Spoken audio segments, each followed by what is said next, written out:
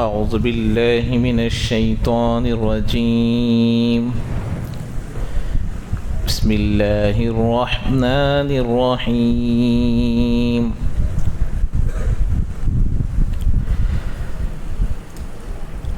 يا أيها الذين آمنوا استعينوا بالصبر والصلاة إن الله مع الصابرين. ولا تقولوا لمن يقتل في سبيل الله أموات بل أحياء ولكن لا تشعرون. ولنبلونكم بشيء من الخوف والجوع ونقص من الأموال والأنفس والثمرات وبشر الصابرين الذين إذا أصابتهم مصيبة قالوا إنا لله وإنا إليه راجعون. أولئك عليهم صلوات من ربهم ورحمة وأولئك هم المهتدون. صدق الله العظيم. اللہ تبارک و تعالی صبر کے مضمون کو بیان کرتے ہوئے سب سے بڑے صابر کا تذکرہ کیا. اور سب سے بڑے صابرین کون ہیں؟ جو اللہ کے راستے میں اپنے جانوں کا نذرانہ پیش کرتے ہیں، جن کو ہم لوگ شہداء کہتے ہیں.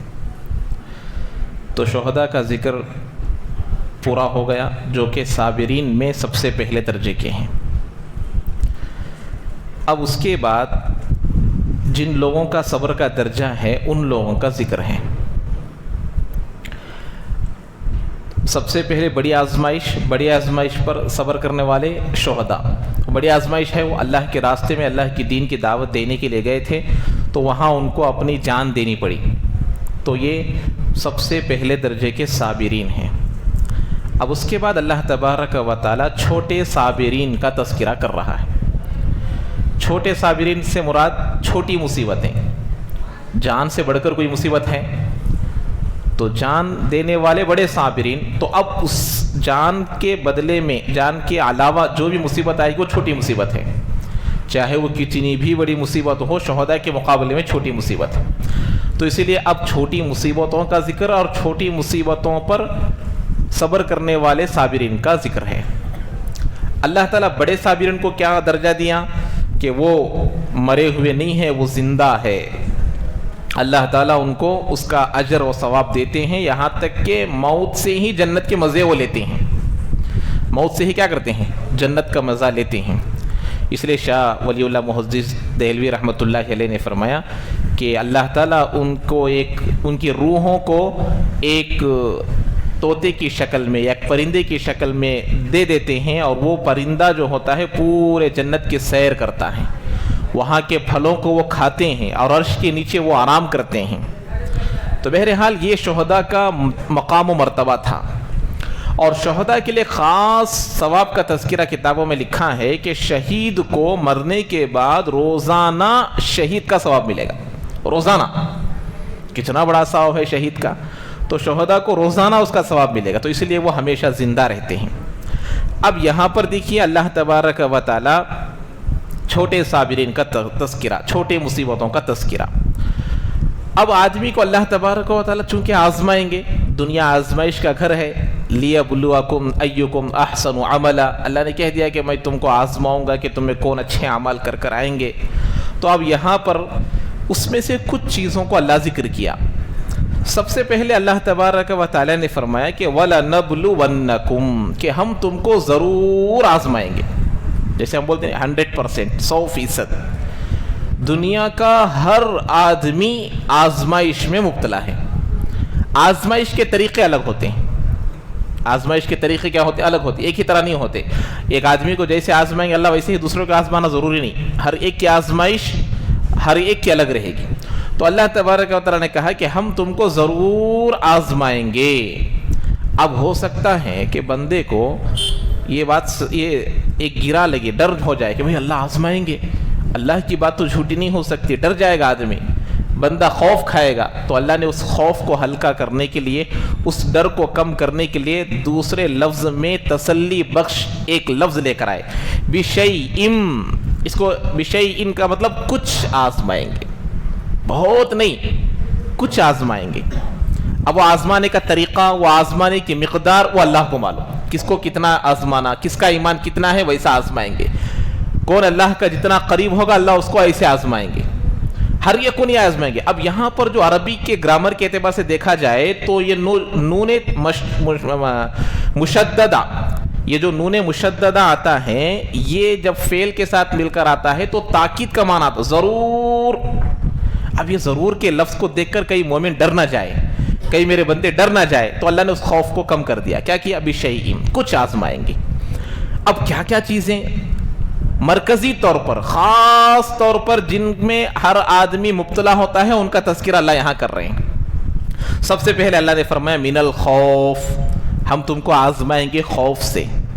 پہلے ایک تذکرہ دیکھ لیجئے. خوف بھوک اور مال میں کمی کر کر، جان میں اور پھلوں میں کم کر کر، یہ ان چیزوں کا اللہ نے یہاں ذکر کیا. امام شافعی رحمۃ اللہ علیہ فرماتے ہیں یہاں خوف سے مراد اللہ کا خوف. اللہ کے خوف سے آزمائے گا. اللہ کس کے خوف سے آزمائے گا؟ اللہ کے خوف سے آزمائے گا کہ اللہ کا خوف میں آدمی کامیاب ہو گیا وہ متقی ہے.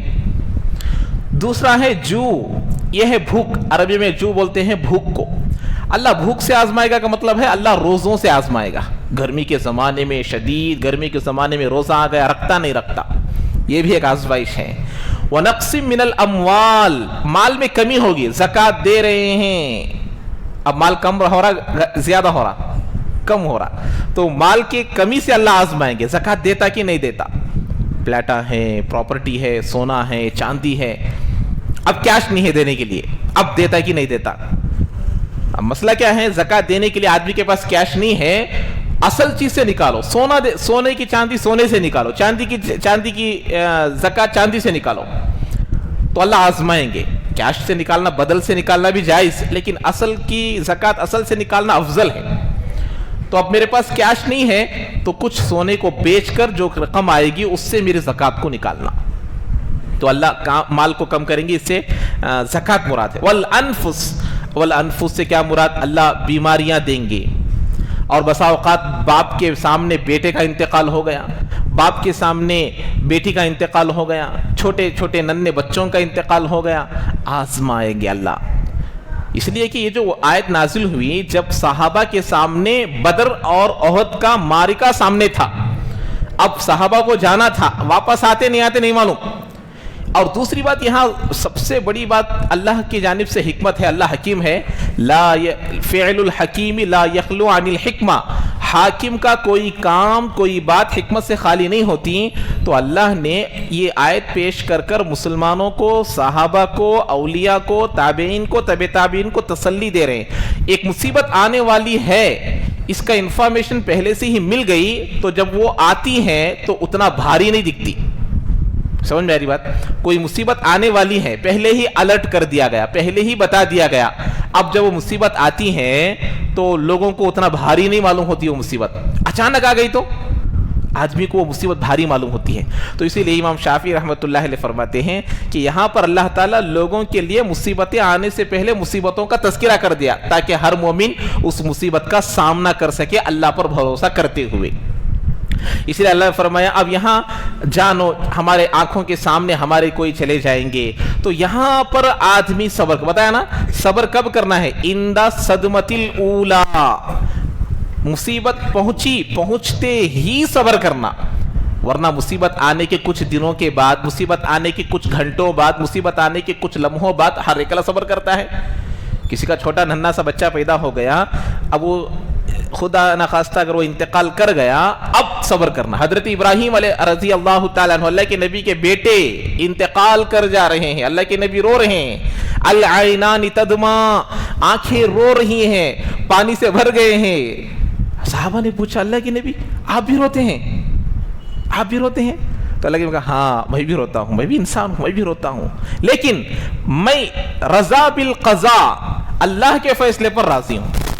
میرے سامنے میرا چھوٹا بیٹا انتقال ہو رہا ہے, لیکن اللہ کے فیصلے پر ابھی جان جاتے ہی اللہ کے فیصلے پر راضی رہنا, یہ ہے صابر. اب وہاں پر اللہ آزمائیں گے, اس کے بعد تو ہر ایک آدمی صبر کر لے گا.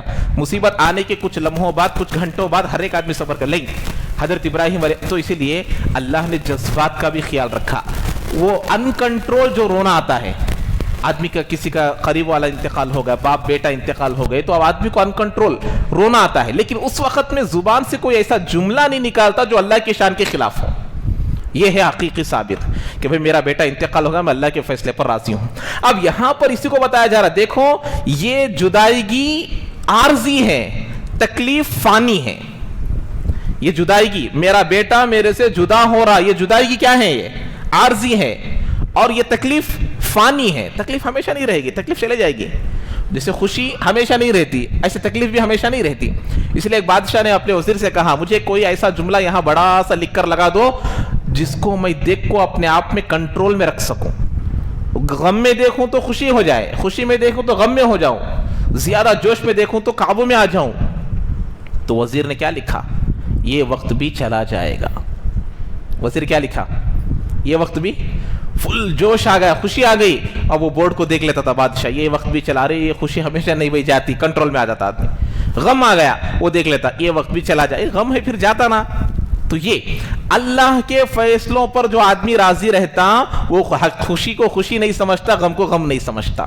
اسی لیے اللہ نے کہا تمہاری جانوں سے بھی ہم آزمائیں گے. بیماری دے کر, یا بچوں کا تمہارے سامنے انتقال ہوگا, یا تمہارے سامنے اقارب کا انتقال ہوگا. والثمرات, اور تمہارے پھلوں میں, تمہارے کھیتیوں میں, تمہارے کاروباروں میں, تمہارے بزنسوں میں کمی بیشی ہوگی. اللہ آزمائیں گے, دنیا ہے آزمائیں گے. اور ثمرات سے مراد بعض مفسرین فرماتے ہیں یہاں اولاد مراد ہے. کون ہے؟ اولاد. اسی لیے حدیث پاک میں آیا, اللہ کے نبی علیہ الصلوۃ والسلام نے فرمایا, حدیث قدسی ہے, اللہ تعالیٰ پوچھتے ہیں فرشتوں سے اقبضتم ولد حبیبی ولد عبدی, کیا تم نے میرے بندے کے بیٹے کی روح کو لے کر آئے ہو؟ میرا ایک نیک بندہ, صبر کرنے والا, صابر کے بیٹے کی روح کو لے کر آئے ہو. اقبضتم ولد عبدی, کیا تم نے میرے خاص بندے کے بیٹے کی روح لے کر آئے ہو؟ فیقولون نعم, وہ کہتے ہیں ہاں اللہ کے نبی, ہم تیرے خاص بندے کے بیٹے کی روح لے کر آئے ہیں.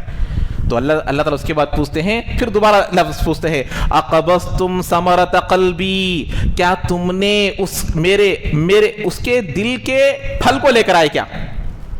اقبضتم ثمرۃ قلبی, اس کے دل کے پھل کو. آدمی جب کھیتی میں محنت کرتا ہے, خدا نخواستہ محنت کرنے والے کاشتکار اور جو کھیت میں کام کرتے ہیں, کوئی زلزلہ آ گیا, بارش زور کی آ گئی, تو اس کے دل پر کتنی چوٹ لگتی ہے. تو اللہ نے لڑکوں کو, اولاد کو پھل سے تشبیہ دیا ہے. کیا تم نے میرے بندے کے پھل کو لے کر آئے؟ تو وہ کہتے ہیں ہاں اللہ تعالیٰ ہم تیرے بندے کے پھل کو لے. کون ہو پھل؟ کون ہے؟ بیٹا ہے. جیسے دنیا کی ایک ترتیب ہے, آتے اس وقت میں ترتیب ہے, جانے میں بھی رہنا تھا, لیکن اللہ ایسا نہیں رکھے, جانے میں کوئی بھی جا سکتا پہلے. اب صبر کرنا ہے. آنے کے وقت میں سب خوشی کرتے نا, بیٹا پیدا ہوا, پوترا پیدا ہوا, نواسا پیدا ہوا, سب خوشی ہے, لیکن جانے کے وقت میں صبر کرنا ہے. تو اللہ تبارک و تعالیٰ بولے جب تم اس کی روح قبض کر لیے تو میرا بندہ کیا بول رہا تھا, میرا بندہ کیا بول رہا تھا, اس کی زبان پر کیا الفاظ تھے, اس کے دل کی کیا کیفیت تھی. تو کہتے ہیں اللہ وہ تیرے فیصلے پر راضی تھا, اس کی زبان سے کوئی شکوہ نہیں نکلی. تو اللہ تعالیٰ کہتے ہیں میرے اس بندے کے لیے جنت میں ایک گھر بناؤ اور اس کا نام بیت الحمد رکھو, تعریف کا گھر. اللہ کی حمد بیان کرنا, الحمدللہ. تو بیت الحمد اس کے لیے گھر بنایا جائے گا جو اللہ کے فیصلوں پر راضی رہتا. تو وہ اللہ تعالیٰ یہاں پر کہہ رہے ہیں کہ دیکھو ان تمام چیزوں سے ہم آزمائیں گے. صحابہ کو اس طریقے سے آزمایا گیا. خوف, اب یہ تو میں بتایا نا, خوف اللہ کا ڈر, مال, زکوٰۃ, بھوک, یہ روزے سے ہیں, اور ثمرات اولاد سے ہیں, اور انفس بیماری وغیرہ سے ہیں, یہ تمام چیزیں ہیں. صحابہ کو ان تمام چیزوں سے آزمایا گیا. خوف, قرآن میں اللہ تعالیٰ نے فرمایا کہ قال لهم الناس ان الناس قد جمعوا لكم، پورے لوگ، عرب کے پورے لوگ تمہارے اوپر حملہ کرنے آ رہے ہیں، فخشوہم، تم ان سے ڈرو۔ تو جب یہ بات سنے تو صحابہ کا ایمان بڑھ گیا۔ حسبنا اللہ نعم الوکیل کہے، ہمارے لیے اللہ کافی ہے، چاہے پورا عرب آ جائے، پوری دنیا آ جائے، ہمارے لیے اللہ کافی ہے۔ خوف سے آزمایا، کامیاب ہو گئے۔ اس کے بعد کیا ہے؟ والجوع، بھوک سے۔ خندق کے موقع پر اللہ کے نبی علیہ الصلوۃ والسلام کے پاس ایک صحابی آ کر کہنے لگے کہ اللہ کے نبی دیکھو پیٹ پر پتھر ہے۔ اللہ کے نبی نے اپنے پیٹ سے کپڑے کو نکال کر دکھائے تو 2 تھے۔ تو یہ بھوک سے آزما اللہ تبارک و تعالیٰ۔ اور وہ تو احد کے بارے میں تو معلوم ہی ہے، پورے کے پورے چیزیں جو جب اللہ کے نبی علیہ الصلوۃ والسلام کے زمانے میں جب یہ کیا کہتے ہیں خندق کا موقع آیا، پکے پکے باغوں کو چھوڑنے کا موقع آیا، چھوڑ کر نکل گئے۔ اور صحابہ کے سامنے اولاد کا انتقال ہوا تو صبر کیے، اور جو ان کے سامنے نقصان ہوتا تھا اس پر بھی صبر کیے، پورے کے پورے نکل کر اس میں کامیاب ہو کر آئے۔ اب خوشخبری سنائی جا رہی، یہ سب چھوٹی چھوٹی مصیبتیں ہیں، جب بندہ اس پر صبر کرتا ہے تو بڑی خوشخبری۔ چھوٹی مصیبتوں پر صبر کرنے پر کیا ملے گا؟ بڑی خوشخبری۔ اللہ نے کہا وَبَشِّرِ الصَّابِرِينَ، آپ خوشخبری سنا دیجئے صبر کرنے والوں کو۔ تو صبر معمولی چیز نہیں، صبر بہت بڑی چیز ہے، صبر ہر ایک کے اندر نہیں آتا۔ تو اللہ تعالیٰ اتنی بڑی خوشخبری اس کو سنائیں گے۔ یہاں پر ایک بات سمجھنے کی ہے کہ اچھا کون ہے یہ لوگ، یہ بھی سمجھیے۔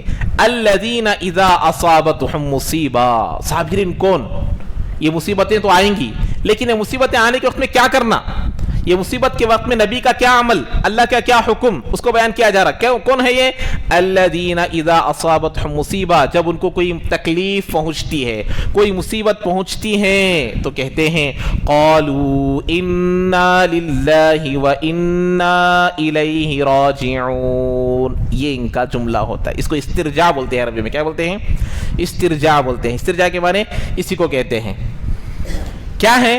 ہم اللہ ہی کے لیے ہیں، ہم اللہ کے ہیں۔ ہم کون ہیں؟ ہم سب ہم اللہ کے ہیں، اللہ کے لیے ہیں، اور اسی کے طرف ہم کو کیا کرنا ہے؟ جانا ہے، نہیں ہے؟ سب کو جانا ہے، اسی کے پاس سے آئے ہیں، اسی کے پاس جانا ہے، یہ جملہ کہتے ہیں۔ ایک مطلب حضرت عائشہ رضی اللہ عنہا گھر میں بیٹھی ہوئی تھی، اللہ کے نبی آتے اللہ کے نبی اپنے پیر کو پکڑے، انا للہ و انا الیہ راجعون، تو پیر میں کچھ چوٹ وغیرہ سی ہوئی ہوگی شاید۔ تو حضرت عائشہ نے دیکھا، چھوٹی عمر کی تھی نا، بچپنا تھا، تو اللہ کے نبی کیا ہوا کیا ہوا؟ تو اللہ کے نبی کہا پیر میں کچھ تکلیف محسوس ہو رہی تھی۔ تو حضرت عائشہ دیکھ کر ہنسنے لگی، ہاں اتنی چھوٹی مصیبت کو انا للہ اتنے بار پڑھ رہے۔ اب ہمیں بچپنا جو رہتا ہم کیا بولتے، کیا آپ اتنی چھوٹی مصیبت کے لیے ایسا پڑھ رہے کیا تمہیں؟ تو حضرت عائشہ اللہ کے نبی کو بولے کیا خالی پیر میں اتنا ہو سو سے اتنا انا للہ پڑھ رہے نا تمہیں؟ تو حضرت اے عائشہ، جب بندہ چھوٹی چھوٹی مصیبتوں پر اللہ کو یاد کرتا ہے تو اللہ تعالیٰ بڑی مصیبتوں سے اس کی حفاظت کرتا ہے۔ چھوٹی چھوٹی مصیبتوں پر اللہ کو یاد کرو، بڑی مصیبتوں پر تو اللہ ہر ایک کو یاد آتا ہے، لیکن چھوٹی مصیبتوں پر اللہ کو یاد کرو۔ اللہ کے نبی حضرت عائشہ گھر میں بیٹھے ہوئے ہیں، چراغ بجھ گیا، اللہ کے نبی نے استرجاع پڑھا، تو اس وقت اللہ کے نبی کہا ہر مصیبت پر استرجاع پڑھنا ہے، ہر مصیبت پر۔ ہم کیا سمجھتے ہیں، کسی کے انتقال کی خبر سنے تو پڑھنا سمجھتے ہیں، انتقال کیوں تو پڑھنا نہیں ہے۔ ہر تکلیف جو مومن کو پہنچتی ہے اس پر پڑھا جانے کا نام استرجاع ہے، تو استرجاع پڑھنا۔ اب اس میں آنے والے مصیبتوں کا ایک بہت بڑا ثمرہ انا للہ، اللہ، ہم کیا بولیں گے جب مصیبت آتی ہے تو ہم اللہ کے ہیں۔ میرا گھر ہے، میں جہاں چاہے بیڈ روم بناؤں گا، جہاں چاہے ہال بناؤں گا، جہاں چاہے کچن بناؤں گا، جہاں چاہے میں لیٹرنگ باتھ روم بناؤں گا، واش روم بناؤں گا، باتھ روم بناؤں گا۔ کس کے اختیار میں ہے؟ مالک کے اختیار میں ہے۔ جب ہم اللہ کے ہیں تو اللہ جب چاہے جس کو چاہے بھیجے گا، جب چاہے جس کو چاہے لے لے گا۔ جب یہ جملہ، یہ معنی، یہ مطلب بندے کے اندر آ جائے گا، وہ نقصان کو نقصان نہیں سمجھے گا، انتقال کو انتقال نہیں سمجھے گا۔ یہ معنی، یہ مطلب نہیں رہے گا تو باپ جب جنازے کو اٹھائے گا اپنے بچے کو، اللہ اس کے بدلے مجھے لے لیتا، باپ کیا بولے گا؟ میری عمر اسے دے ڈالتا اللہ، تو میرے بدلے میں اسے اٹھا لیتا، میرے بدلے میں، اس کے بدلے میں مجھے اٹھا لیتا اور اس کو میری عمر دے دیتا۔ یہ جملے آدمی کے نکلیں گے، آدمی کے زبان سے نکلے، یہ ہے شکوہ، یہ ہے اللہ کے فیصلے پر راضی نہ ہونا۔ یہ اس لیے کہا ہم اللہ کے ہیں. جیسے ایک آدمی کے 2 گھوڑے ہیں, یہ گھوڑے کو اندر باندھتا ہے, گھوڑے کو دوسری جگہ باندھ, اس کا اختیار ہے. تو اللہ کو پورا اختیار ہے کہ بھئی جس کو چاہے جب چاہے بھیجے گا, جب چاہے لے لے گا. تو میں بتایا تکلیف فانی ہے, جدائیگی عارضی ہے. وہ جہاں گئے ہیں ہم کو بھی جانا ہے. اس لیے جب ہم لوگ قبرستان کو جاتے ہیں, السلام علیکم یا اہل القبور, ان کو سلام کرتے ہیں. اور آخر میں کیا ہے اس دعا میں, وَإِنَّا إِنْ شَاءَ اللَّهُ بِكُمْ لَاحِقُونَ, انشاءاللہ آپ کے پیچھے ہم بھی آنے والے ہیں. دعاؤں کا مطلب سے یاد کرنے تو بڑا فائدہ ہوتا. قبرستان کو جا کر ہم ان کو کیا بول رہے, بولو تمہیں آگے گئے ہیں, ہمیں بھی آنے والے ہیں. بولتے نہیں کوئی تو بیٹے کو بھیج رہے, بیٹے تو جا بیٹے, پیچھے چاہ رہے ہمیں بھی. ایسا قبرستان کو جا کر بولنا ہے ہر ایک کو, موت کو یاد رکھنا ہے. ہم ایسے گڑا کر آتے, ایسے دفن کر کو آتے, گویا کہ گیا والا گیا, ہمیں یہاں رہنا ہے. گیا ہوا آدمی ان کو بول کر آنا ہے, ہم بھی آ رہے, ٹینشن لے انہوں کو یہ بولنا ہے. سو بکم لاحقون, تم کو آ کر ملنے والے ہیں. تو یہ معنی, یہ مطلب جو دل کے اندر بیٹھ جائے گا, بندے کا کوئی بھی مقرب, کوئی بھی قریبی رشتہ دار کا انتقال ہو جائے وہ افسوس نہیں کرے گا. مطلب غیر اختیاری طور پر جو رونا آتا ہے, وہ رونا وہ آدمی کے جذبات ہے, وہ رو سکتا ہے. اللہ کے نبی روئے, اپنے چچا حضرت حمزہ کے انتقال پر کیسا روئے, اللہ کے نبی آواز سے روئے ہیں. اپنے بیٹے حضرت ابراہیم کے انتقال پر روئے, حضرت خدیجہ کے انتقال پر روئے. یہ بندہ, یہ انسان ہونے کے ناطے ہے, رو سکتا ہے. لیکن پھر بھی اس وقت میں الصبر عند صدمۃ الاولی, مصیبت پہنچتے ہی پہلے لمحے میں کیا جانے والا صبر, وہی صابر ہے. بعد میں تو سب صبر کرتے, وہ صبر نہیں ہے. اس کے بعد وَإِنَّا إِلَيْهِ رَاجِعُونَ, اور ہم کو اسی جگہ جانا ہے اور ہم کو سب کو اسی کی طرف پہنچنا ہے. اچھا, یہاں پر ایک بات سمجھنی ہے جو عارضی بات. دوسری بات ہے, جب اللہ کا کوئی خاص بندہ کسی دوسرے طرف زیادہ متوجہ ہو جاتا ہے, اللہ کا کوئی خاص بندہ کسی دوسرے طرف, یعنی کہ وہ چیز بھی جائز لیکن زیادہ متوجہ ہو جاتا ہے, تو اللہ تعالیٰ صرف سے آزماتے ہیں. عربی میں صرف کہتے ہیں پھیرنے کو.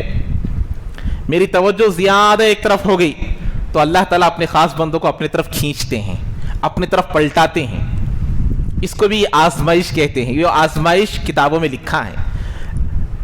تو جیسے اللہ تبارک و اللہ کے نبی علیہ السلام نے دعا کی کہ اے اللہ تو مجھے ایسی چیزوں میں پکڑ جو میں اختیار سے کرتا ہوں, جس میں مجھے اختیار نہیں ہے اس میں تو میری پکڑ نکو کر. بولے اللہ کے نبی کی 1 سے زیادہ بیویاں تھیں, سب کے حقوق برابر ادا کرتے تھے. ہر ایک بیوی کے پاس روزانہ جاتے تھے, ہر ایک کے حقوق کو ادا کرتے تھے, خرچہ دیتے تھے, ان کے خواہشات کی پورا رعایت کرتے تھے, ہر اعتبار سے ان کی رعایت کرتے تھے, پورے حقوق ادا کرتے تھے.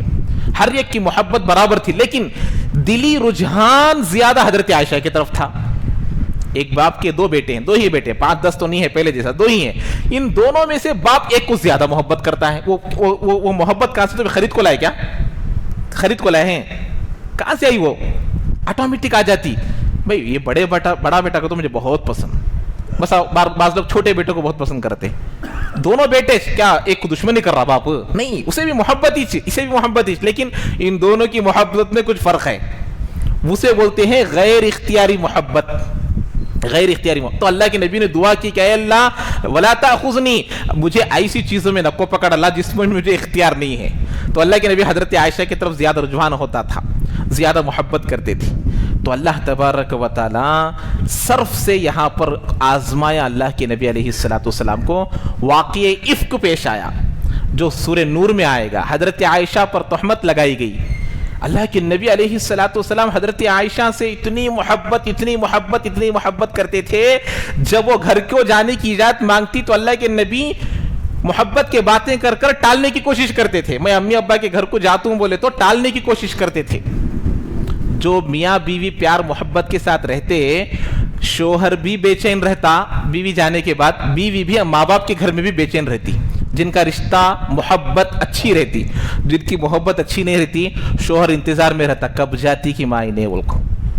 جن کی محبت اچھی نہیں رہتی سوچتا رہتا کب جاتی کی, اور ہاں ابھی 2 دن ہے تو رکو آؤ, ابھی 3 دن ہے تو رکو آؤ بولتے. لیکن اچھی محبت ہے تو انہیں وہاں بے چین نہیں, ہاں بے چین, انہیں بھی اس کو بلاتا رہتا, انہیں بھی میں کب آنا کہ وہ انتظار میں رہتے. اللہ کے نبی ایسا کرتے تھے. جب یہ واقعہ پیش آیا, حضرت عائشہ پوچھے میں امی کے پاس جاتا ہوں بولے تو جاؤ بولے. ایک دم حضرت عائشہ کو یہ لگا. تو وہ واقعہ انشاءاللہ جب وہاں پر آئے گا تو تفصیل کے ساتھ بیان کروں. تو اللہ تعالیٰ اس واقعے سے اللہ کی طرف متوجہ کیا کہ آپ تھوڑا ادھر جھک رہے ہیں, اس طرف جا رہے ہیں, تو اللہ نے صرف سے آزمایا. اس کو بھی آزمائش کہتے ہیں, وہ دلی رجحان جو غیر اختیاری طور پر آتا ہے. ایسے حضرت یوسف علیہ السلام کا واقعہ, حضرت یعقوب علیہ السلام کی محبت یوسف علیہ السلام پر بہت ہو گئی, 12 بیٹے, حضرت یوسف پر زیادہ محبت.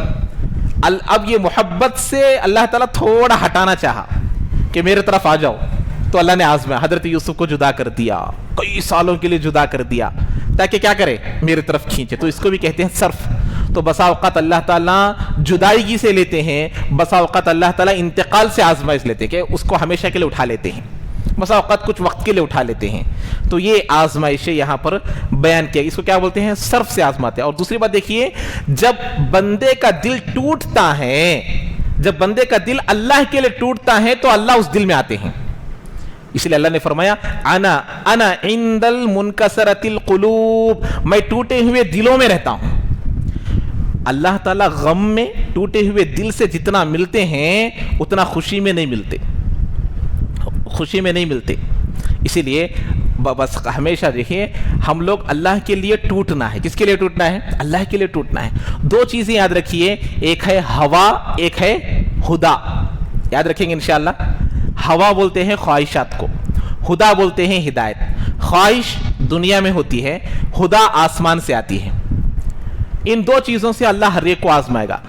ایک طرف ہدا ہے, ایک طرف ہوا ہے. ہوا میری دل کی خواہش, بچہ پیدا ہوا, چھلا کرنا, یہ ہوا ہے, ہدا ہے, کیا ہے یہ ہوا, میرا دل کی خواہش چھلا کرنا.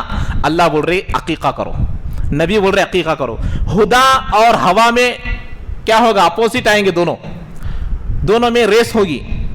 جو ہدا کو پکڑے گا اللہ اس کو پکڑیں گے, جو ہوا کو چھوڑ کر جو ہدا کو چھوڑ کر ہوا کو پکڑے گا اللہ اس کو چھوڑ دیں گے. اسی لیے ولیمہ نکاح ہونے کے بعد ہوا, گھر والے, امی ابا سب بول رہے نکاح گرینڈ سے کرنا, یہ کرنا. نکاح کا کھانا ہی نہیں, نکاح جا کو ایک کھا کو آنا, پورے 500 لوگ جائیں گے. یہ ہوا ہے, ہدا ہے, ہوا. اب یہاں ہدا کیا ہے دیکھنا, ولیمہ کرو, سنت ہے, ان کا کوئی خرچہ نہیں ہے, پورا خرچہ ہمارا ہے. تو ہدا کو دیکھو, یہ ہدا اور ہوا سے آزمانا. اب یہاں پر مثال کے طور پر اب ماں باپ کہہ رہے ہیں کہ گرینڈ سے کریں گے, بیٹے کا سب چلتا. اب بیٹا کا نہیں, میں صرف ولیمہ کروں گا, میرے خرچے سے کروں گا, لڑکی والوں کا 1 روپیہ نہیں لوں گا. اب یہاں ماں باپ کا دل ٹوٹا نہیں ٹوٹا, ٹوٹا کہ نہیں ٹوٹا. ماں باپ ناراض ہو گئے بیٹے سے, کیا بھائی بیٹا باتش نہیں مانتا ہے. ایسے دلوں کو توڑنا, اس لیے کہتے ہیں نا بھائی دل توڑنا نہیں بھائی کس کا, کوئی ماں باپ کا دل توڑتے کیا, ان کا دل توڑ. ایسے دلوں کو توڑو جو اللہ کے حکموں کے خلاف چلنے والے ہیں. ایسے دلوں کو نہ توڑو جن کے دلوں میں پہلے سے اللہ ہے. سمجھ میں آ رہی بات. آج لوگ دل کو نہیں توڑنا بول کے ان کو برے کاموں پر ساتھ دیتے. اب یہی بیٹا ماں باپ کی بات کو مان کر گرینڈ سے اگر نکاح کا کھانا کھلائے گا, 500 لوگوں کا بوجھ لڑکی والوں پر ڈالے گا, اللہ راضی ہوں گے, رسول راضی ہوں گے. تو اب ان کا دل خوش ہوا اور اللہ کا دل ناراض ہو گیا, اس میں کامیابی نہیں ہے. حضرت عائشہ رضی اللہ عنہا نے فرمایا من التمس رضا اللہ فی سخط الناس, جو لوگوں کی ناراضگی میں اللہ کی رضامندی کو تلاش کرتا اللہ اس کے لیے کافی ہو جائیں گے. ومن التمس رضا الناس فی سخط اللہ وکلہ الناس, اور جو لوگوں کی رضامندی اللہ کو ناراض کر کے حاصل کرتا اللہ تعالیٰ اس کو لوگوں کے حوالے کر دیتے. جو لوگوں کی بات یہ مانا رہتا نہیں, وہی لوگ بعد میں اسے بدنام کرتے, اللہ اس کے حوالے کر دے گا. تو اسی لیے فرماتے ہیں اللہ کی بات کو ماننا, ہوا کو چھوڑنا, ہدا کو ماننا. تو دل کو توڑنا, ان دلوں کو توڑنا جس میں شیطان بیٹھا ہوا ہے, جس میں بدعتیں بیٹھی ہوئی ہے, جس میں نبی کے طریقے نہیں ہیں, جس میں اللہ کی محبت نہیں ہے, جس میں اللہ کا ڈر نہیں ہے, اس دل کو توڑنا ضروری ہے. اب ماں باپ ناراض ہو گئے, اب گھر والے ناراض ہو گئے, بڑے ناراض ہو گئے. اب ناراض ہو گیا تو بیٹا خوش ہوتا کیا, اس کا دل بھی ٹوٹتا نہیں ٹوٹتا. یہ لوگوں کا دل توڑا ہے, ماں باپ کا دل توڑا ہے اللہ کے لیے, اور اس کا دل ٹوٹا ہے اپنے کا دل ٹوٹنے کی وجہ سے. اب اللہ آتے بیچ میں, ایسے دلوں میں اللہ آتے, اللہ اس کو ہدایت سے نوازتے, اللہ اس کے گھر کو بدلتے. ایسا کر کر ہی دنیا بدلی ہے. اگر ایسا نہیں ہے تو دنیا میں ہدایت آتی تھی کیا, نہیں آئی ہے. تو وہ فرماتے ہیں یہاں پر وہی وَإِنَّ إِلَيْهِ رَاجِعُونَ، ہم اللہ کی یہ چیزیں دل کے اندر آنا، دل ٹوٹتا ہے تو اللہ آتے ہیں. اس لیے اللہ نے حدیث خود سے فرمایا انا عند المنکسرۃ القلوب، میں ٹوٹے ہوئے دلوں میں رہتا ہوں. اب ماں باپ بولتے ہیں، بچے بولتے ہیں ابا ابا وہاں جائیں گے یہاں جائیں گے پھرنے جائیں گے گھومنے جائیں گے، ایسے جگہ پر لے کر جاؤ جہاں شریعت کی کوئی خلاف ورزی نہ ہوتی ہو، جاؤ پوری دنیا پھرو. ایک نماز میں بتایا تھا اس سے پہلے بھی، ایک نماز نہیں چھوٹنا، بے پردگی نہیں ہونا، گناہ مبتلا نہیں ہونا، یہ کچھ شرائط ہے. ان شرائطوں کی رعایت کرتے ہوئے آپ کسی پوری دنیا پھرنا چاہتے ہیں، پھراؤ سب کرو. جہاں یہ چیزوں کی رعایت نہیں ہوتی وہاں نکو لے کو جاؤ. اب بچے ایسی جگہ خواہش کرے جہاں جانے سے ہماری یہ چیزیں ٹوٹ جاتی، نماز چھوٹ جاتی، آنکھوں کی حفاظت نہیں ہوتی، گناہ زیادہ ہو جاتے. اب کتنا بولے تو بھی شوہر سنتا نہیں ہے، باپ سنتا نہیں ہے. اب بچوں کا دل ٹوٹا نہیں ٹوٹا، بیوی کا دل ٹوٹا نہیں ٹوٹا، باپ توڑا ہے ان کا دل ٹوٹا بول کو باپ کا بھی دل ٹوٹا. لیکن یہ سب کا دل کس کے لیے ٹوٹا ہے؟ اللہ کے لیے ٹوٹا ہے. تو اب ان دلوں میں اللہ آئیں گے. جو دل اللہ کے لیے ٹوٹتا ہے، جو دل دین کے لیے ٹوٹتا ہے، اس دل میں اللہ آتے ہیں. وہی ہے اس بات کا خلاصہ.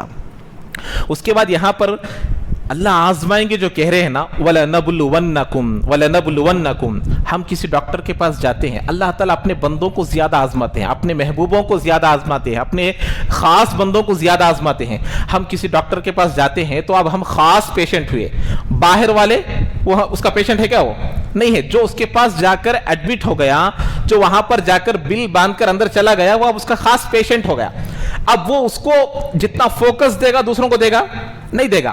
اب اس کو بولا دیکھو، اچھا میں یہ دل ٹوٹنے کے بارے میں بول رہا تھا، دل نہیں توڑنا بولتے. اب پورے طرف سے بلاک ہو گیا ہے ہارٹ، تو ڈاکٹر کیا بولتا ہے؟ وہ اوپن سرجری کے علاوہ کوئی اور راستہ نہیں ہے. تو ہم اس ڈاکٹر کو ظالم بولیں گے؟ کیا بولیں گے اس کو؟ ارے بھائی خیر خواہ ہے بھائی انہیں. اب اس کی بات مانے تو بستا، نہیں بولے تو پورا ہارٹ کیا ہو جاتا، ہارٹ اٹیک ایک ہی سیکنڈ میں چلے آتا. تو اب انہیں جسم کو کاٹے گا، دل کو سرجری کرے گا، سب کرے گا. ایسے ہی اللہ تبارک و تعالی ہمیں یہ سبق دے رہے ہیں کہ اللہ کے لیے دلوں کو توڑو. جس دل میں اللہ نہیں ہے اس میں اللہ کو لانے کے لیے توڑو. لیکن پہلے سے جس دل میں اللہ ہے اس کے دل کو توڑیں گے، عذاب آئے گا. کیا آئے گا؟ عذاب آئے گا. تو یہی ڈاکٹر کی ایک مثال ہے. تو اللہ تعالیٰ اپنے خاص بندوں کو آزماتے ہیں. جو ڈاکٹر کے پاس ایڈمٹ ہو گیا اب اس کی طرف اس کی زیادہ فوکس ہوتی ہے. ایسے ہی جو بندہ اللہ سے تعلق رکھتا ہے اللہ اس کو آزماتے ہیں کہ یہ بندہ کیسا رہتا. تمہیں میٹھا نہیں کھانا، 8 دن تک چاول نہیں کھانا. کون تمہیں آج تک ایسے ڈاکٹر کو ظالم بولے گا؟ ظالم بولے ہیں اسے کیا بولے؟ بھائی میرا خیر خواہ ہے بھی اچھا کرے. تمہیں بولے سو اب تک کا چاول کھا کو وزن بڑھ گیا تھا، اب تک کا چاول کھا کو شوگر بڑھ گیا تھا. تمہیں بولنے کے بعد چاول چھوڑے سو سے کیا ہوا؟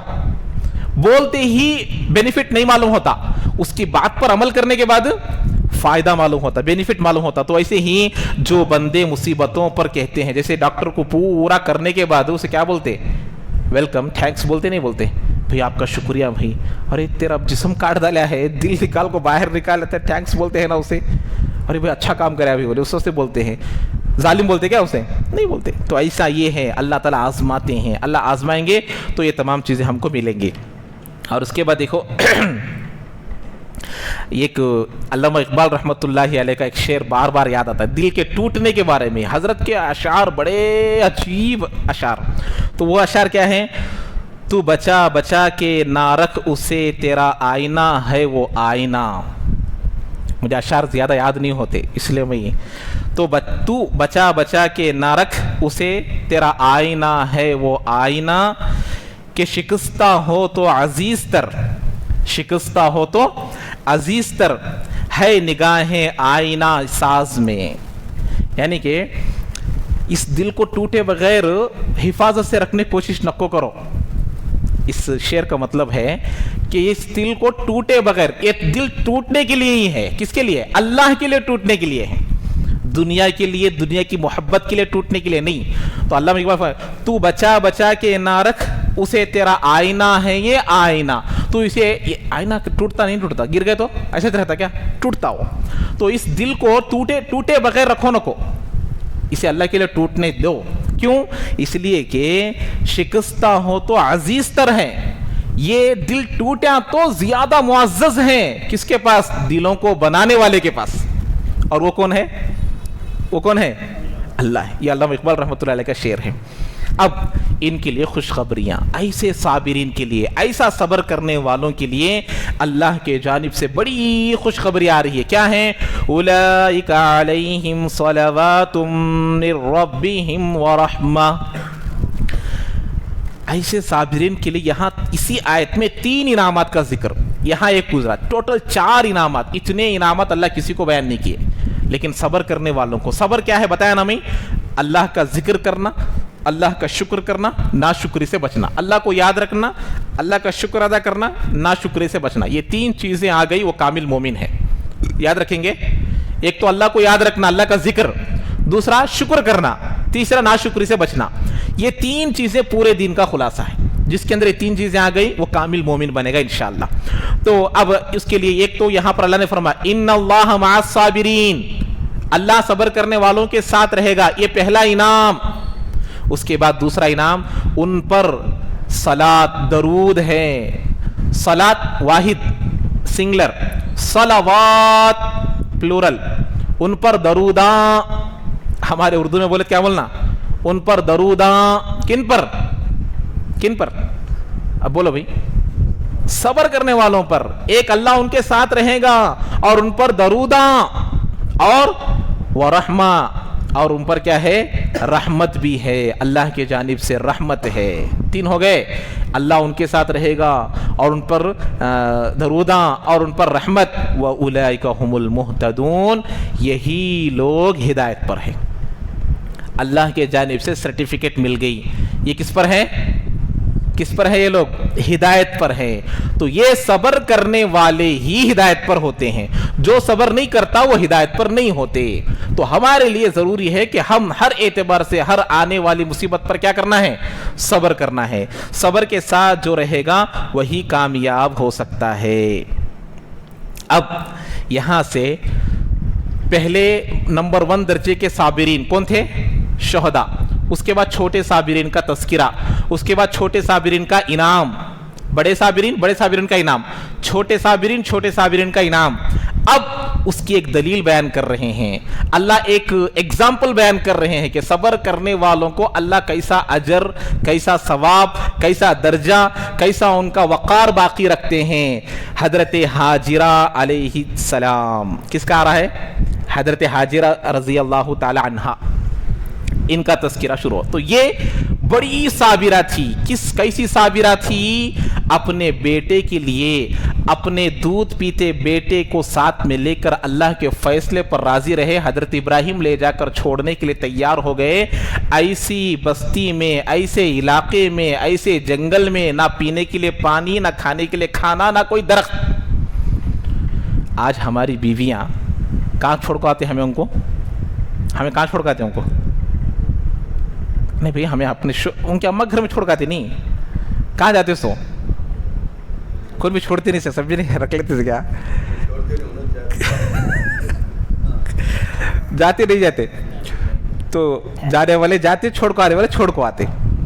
تو جب انہوں جانے کے بعد دن میں کم سے کم ایک بار تو فون کرتے نہیں کرتے؟ کیا کھائے جی، کیا کرے جی، کہاں ہے جی. انہوں نے ہمیں نہیں کرو تو انہوں تو کرتے. اس لیے ایک شادی ہونے کے بعد ایک نوجوان میرے پاس بولا، اس کی بات سن کو بڑی ہنسنا کہ کیا کرنا سمجھ میں نہیں آتا. انہیں کیا بولا فون کر تو، مفتی صاحب شادی سے پہلے زندگی اچھی تھی، شادی کے بعد اچھی رہتی بول کو کر لیا، لیکن شادی سے پہلے کب کھاؤ کب سو کیا بھی ٹینشن نہیں تھا. شادی کے بعد 10 بار فون آتا، کہاں ہے جی، کب آتے جی، کہاں ہے جی، کب آتے جی، کہاں تمہیں گنگ چلے گا تو کھائے کیا جی، وہ کرے کیا جی، کیا جی کیا جی کیا جی کیا جی کیا جی کیا جی. سن کو بس ہو جاتا. ہاں ایسا ہوتا نہیں ہوتا. اس لیے پرسوں ایک واٹس ایپ پہ ایک لطیفہ پڑھنے کو ملا. ایک فون گم ہو گیا، ایک آدمی کا فون گم ہو گیا. صبح میں آفس چلے جاتی ہی فون گم ہو گیا. اب فون گم ہوتے ہی اس کے بیوی کو جو ہے میسیج آیا، کیا بول کے؟ تجھے طلاق ہے بول کو. میسیج میں طلاق ہے بول کو آ گیا. اب اس کی بیوی پریشان ہو، کیا میرا شوہر مجھے طلاق دے ڈالا نا بول کو. تو اس کے بعد شوہر دن بھر کام کر کو، موبائل گم ہو گیا تھا، سنانے کا بھی چانس نہیں تھا. گھر کو آئے تو ساس سسرا بیوی سب سامان پیک کر لے کھڑ گئے ہیں. کیا جی کہاں جاتے ہیں جی کو؟ دیکھو یہاں میسیج ذرا کیا ہے، دیکھو تمہارا طلاق بول کو ہے گا. میں طلاق ہی دیا نہیں نا تم نا، میرا فون دیکھو تو یہ کب آیا سو میسیج, فون 10 بجے گم ہو گیا ہے, میسیج 11 بجے آیا ہے. فون کب گم ہوا ہے؟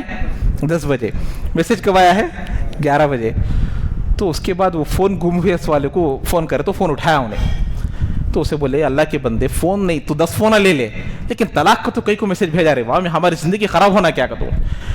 میں فون رکھ لیں گے بول کو تھا, میں فون رکھ لیں گے بول کو تھا, لیکن 1 منٹ میں 10 میسیج کہاں ہیں جی, کب آتے جی, کیا کھاتے جی, وہ میسیج دیکھ دیکھ دیکھ دیکھ دیکھ بس ہو گیا. طلاق بول کو ڈالے تو میسیج رک گئے. طلاق بول کو ڈالے تو میسیج رک گئے, اس لیے میں طلاق بول کو ڈالا. بولے تو میں بتانے کا مقصد یہ تھا, اللہ اکبر استغفر اللہ. بہرحال تو میں یہ بتا رہا تھا, ہم اپنے بیویوں کو گھروں میں ہی چھوڑ کر آتے ہیں, کئی رشتہ داروں کے گھروں میں یا اس کی ماں کے گھر میں چھوڑ کر آتے ہیں, اور ہم بارہا پوچھتے ہیں کیسے ہیں, طبیعت کیسی ہے, بچوں کی طبیعت کیسی ہے, بیٹی کی طبیعت کیسی ہے. اولاد ہونے کے بعد بیوی کو کم پوچھتے ہیں, اولاد کو زیادہ پوچھتے ہیں, کیسے ہیں, ٹیبلیٹس ڈالے کہ نہیں, دوا ڈالے کہ نہیں, ٹانک ڈالے کہ نہیں, پوچھتے نہیں پوچھتے. تو ایک بیوی کو جو اپنی ہی ماں کے پاس چھوڑ کر آئے ہیں, تو شوہر 10 سے 20 بار فون کرنے کے لیے تیار, روزانہ کم سے کم 1 بار تو فون کرنے کے لیے تیار. حضرت ابراہیم علیہ السلام اپنی بیوی کو ایسے جنگل میں چھوڑ کر آئے جہاں نہ کھانے کے لیے کھانا, نہ پانی پینے کے لیے پانی ہے, نہ کوئی درخت ہے, اور کوئی کانٹیکٹ کا کوئی راستہ نہیں ہے. حضرت حاجرہ حضرت ابراہیم علیہ السلام کا ہاتھ پکڑے ہوئے جا رہے ہیں, جو منزل آئی وہاں پر ہاتھ چھوڑ دیے. تو حضرت حاجرہ ایک دم جب وہ پلٹے, ہاتھ چھوڑ کر پلٹ گئے, تو ہاتھ پکڑ کر کہنے لگے, اے میرے رفیق حیات, شریک حیات, کیا بات ہے, کہاں جا رہے؟ تو بولے خاموش ہے. تو اس کے بعد بولے کیا اللہ کا حکم ہے؟ کہا کہ ہاں اللہ کا حکم ہے. ہاتھ چھوڑ دیے. اگر یہ اللہ کا حکم ہے تو اللہ میرے لیے کافی ہے, اگر یہ اللہ کا حکم ہے تو اللہ میرے لیے کافی. یہ ہے صبر. الصبر عند صدمۃ الاولی, مصیبت آئی اس کے بعد والے سیکنڈ میں کیا رہنا؟